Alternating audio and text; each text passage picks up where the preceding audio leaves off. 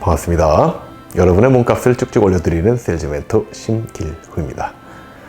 여러분께서는 거절의 의사를 보이는 고객을 만났을 때 어떻게 대처하시나요? 그냥 이거 비싼 거 아닌데 뭐 이런 말을 반복하면서 의뢰의 자세가 되어서 그냥 자꾸 졸라대면 되는 것일까요? 아니면 대뜸 아무렇지 않게 생각하고 그냥 무시하면 되는 것일까요? 거부 반응을 보이는 고객에 대처하는 방법은 과연 무엇일까요? 오늘은 바로 그 내용을 여러분들께 알려드릴까 합니다. 거부 반응에 대처하는 방법, 지금 시작하겠습니다.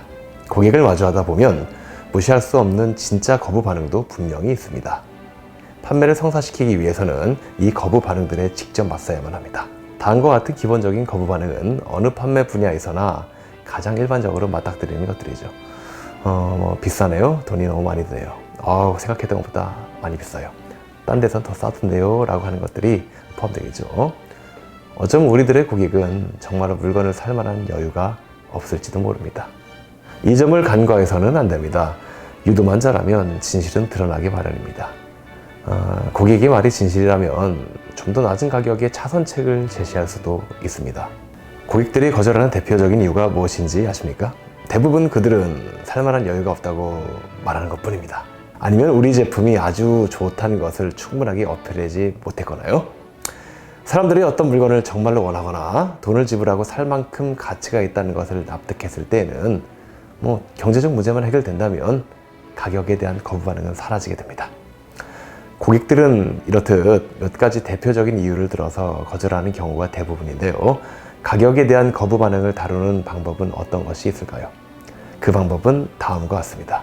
고객 입장에서 비용을 주 단위, 일 단위, 심지어는 시간 단위로 쪼개서 제시하는 것입니다.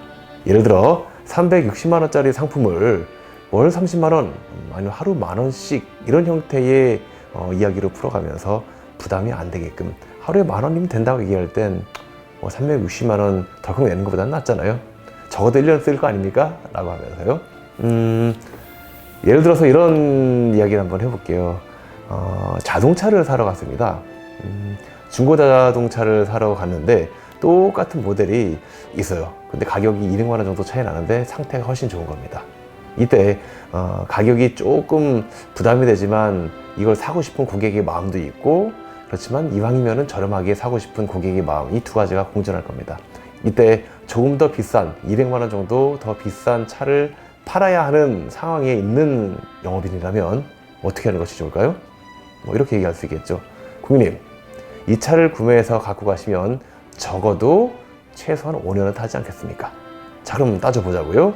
200만 원 해봐야 5년이면 1년에 약 40만 원. 자, 40만 원이면 1년 365일이니까 하루 돈 1,000원 밖에 안 됩니다. 라고 말이죠. 그리고 애시당초 좋은 상태의 차를 샀기 때문에 나중에 되팔 때 돈 100만 원은 더 받을 겁니다.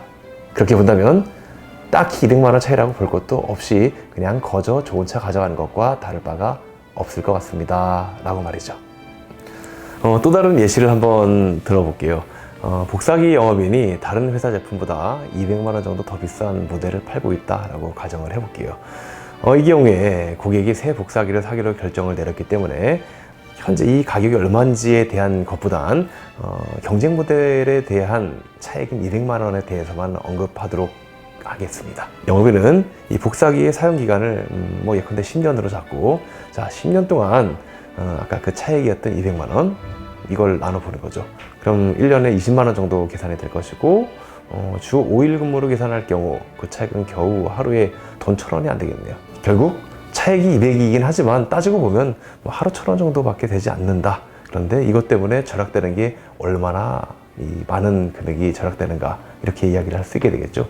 빠르게 복사가 되기 때문에 직원들이 야근할 일이 없고 야근 수당 나갈 일이 없다라고 가정한다면 요즘 최저 시급이 얼마입니까? 라고 이렇게 물어볼 수도 있을 거 아니에요. 시급 10,000원만 잡아도 아까 말한 하루 차익 1,000원? 10분만 더 근무해도 1,000원 더 줘야 되는 거잖아요. 그렇게 단순 계산만 따져본다면 10분 더 일하라고 하는 것보단 차라리 복사기 한 대 바꾸는 게 훨씬 더 깔끔하고 서로 좋은 거 아닐까요? 라고 얘기해 볼 수도 있겠죠? 어떠신가요? 고객이 가격에 대해 거부 반응을 일으키지 않도록 1년, 한 달, 1주, 하루 단위, 심지어는 시간 단위로 이렇게 쪼개서 이야기를 해주면 내 스스로 그래 따지고 보면 내가 생각해 볼 수도 있는 금액이구나 라는 생각, 이것들이 들게 될 것입니다. 타사보다 더 비싼 상품을 취급한다고 해서 못 파는 것이 절대 아닙니다. 못 파는 영업인이 있을 뿐이죠.